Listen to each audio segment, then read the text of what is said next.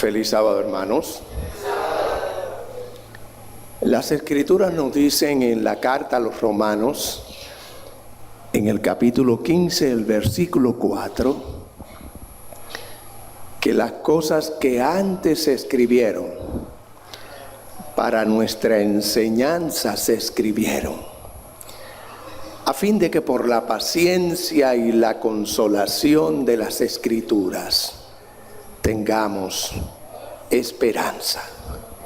El original hebreo traduce: mantengamos en alto la esperanza. ¿La esperanza de qué?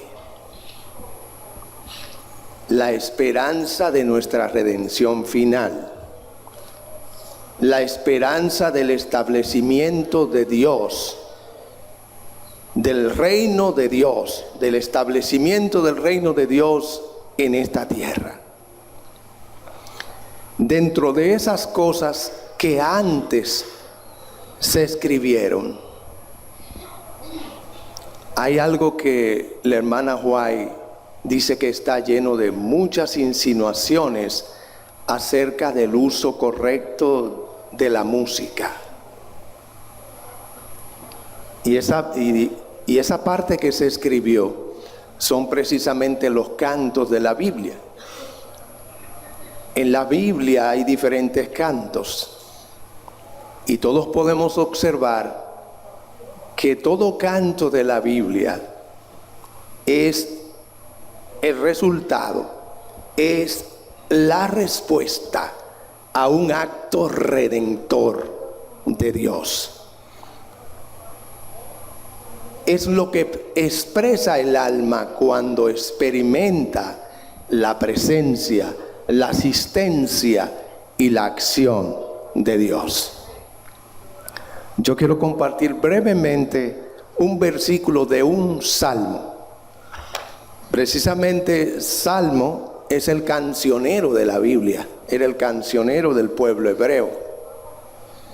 Y yo quiero compartir Salmo 41, 1 y 2. De hecho, paso el dato de que los salmos del 42 al 49 fueron escritos por los hijos de Corá. Corá, más conocido en nuestro medio adventista como Coré. Y el hecho de que los hijos de Coré sirvieron a Dios y escribieron estos salmos, sobre todo este versículo que vamos a considerar, es una enseñanza para nosotros.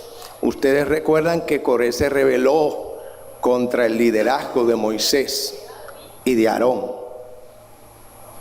Él estuvo en poco el ser señalado como un levita para servir a Dios.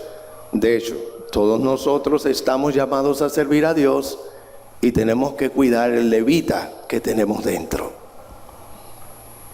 Coré quiso más de lo que Dios le asignó y ya conocemos el resultado. Pero sus hijos hicieron tikún. Tikún es una palabra hebrea que significa corrección. Por tanto, esa es la promesa, el hecho de que los hijos de Coré escribieran estos salmos y sirvieran a Dios, es una promesa para todos nosotros de que podemos corregir, hacer tikún ante los errores generacionales que nos toca enfrentar. Dice Salmo 42, 1 y 2. Así como el siervo añora las fuentes de agua, oh Eterno, así mi alma te anhela a ti. Mi alma está sedienta por el Elohim viviente.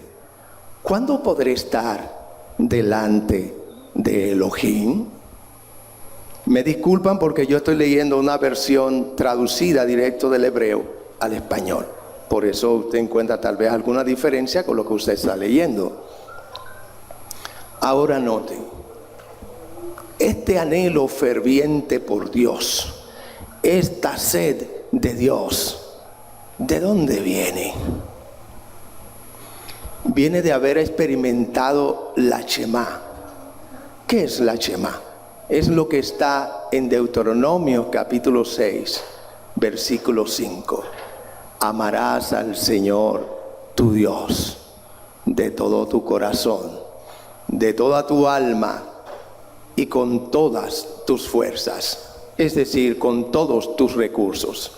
Amarás al Señor tu Dios de todo tu corazón.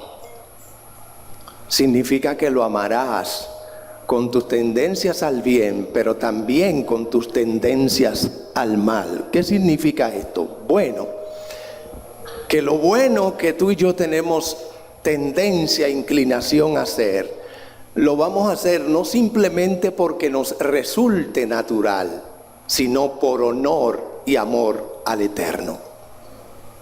Y que lo malo que tú y yo tenemos la inclinación de hacer, no lo vamos a hacer como señal de sumisión y de obediencia al Eterno.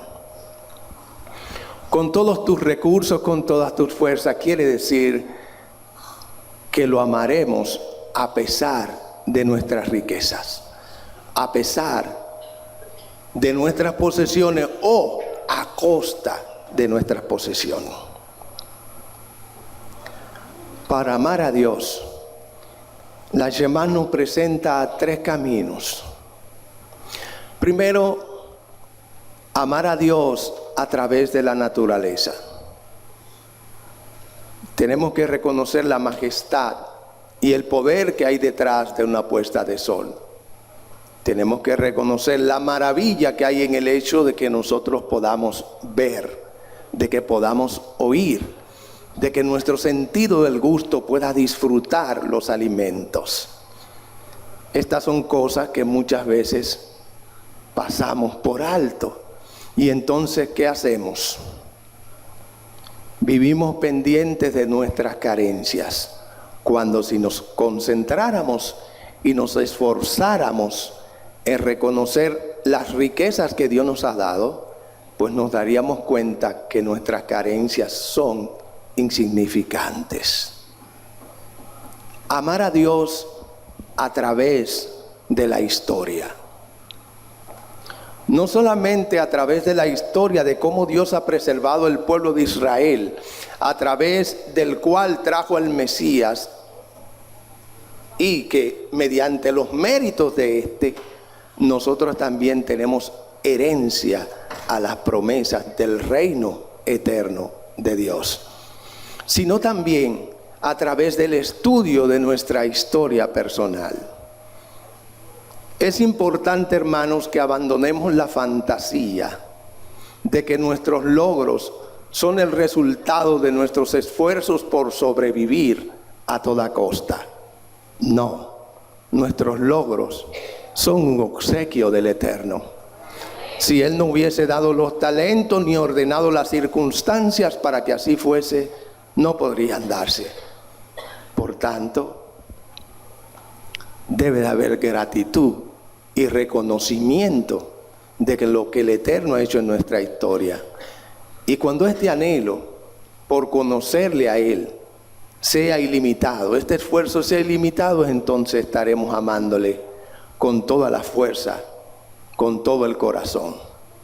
Cuando reconozcamos que todo lo que tenemos es un don del Eterno, no tendremos inconveniente en devolver una 10ª parte para beneficencia, para el avance de su obra. Porque entenderemos que Él es la fuente de nuestro placer. Finalmente, amar a Dios a través del estudio de la Torá. Torá es la expresión hebrea para toda la instrucción que hay en las Escrituras, para toda la Biblia. Algunas veces específicamente se le llama Torá a los primeros 5 libros de la Biblia, los libros de Moisés.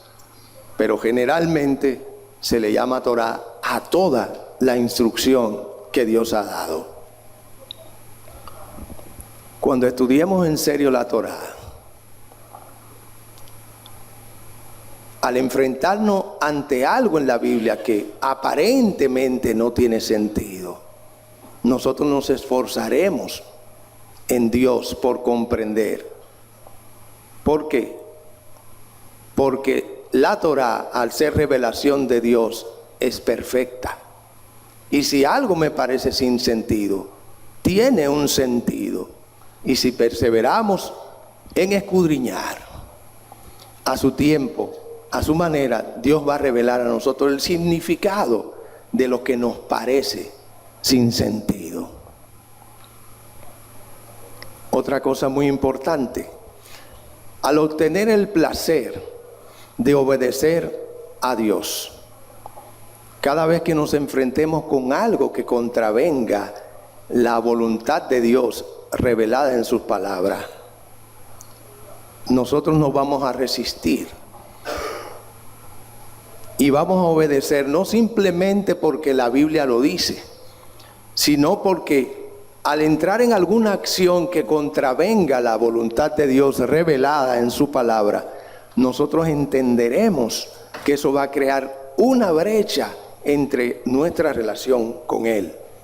Y esa brecha nosotros no la podremos soportar. Finalmente, el amor de Dios, el amor a Dios, se va a reflejar compartiéndolo.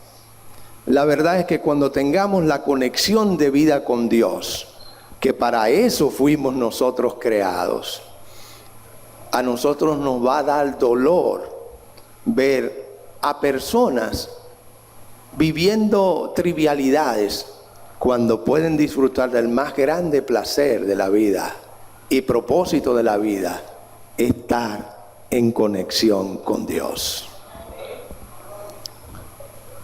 Hermanos, la conexión con Dios es la clave de la alabanza. Es imposible que usted y yo experimentemos un momento de comunión con Dios, hayamos recibido iluminación de su palabra, sin que de nosotros brote espontáneamente un himno y salgamos a la calle con un canto en el corazón. Pero para eso tenemos que proponernos mantener pendiente el objetivo espiritual de nuestra creación. Salomón lo resumió de esta manera: teme a Dios y guarda sus mandamientos, porque esto es el todo del hombre. Shabbat Shalom.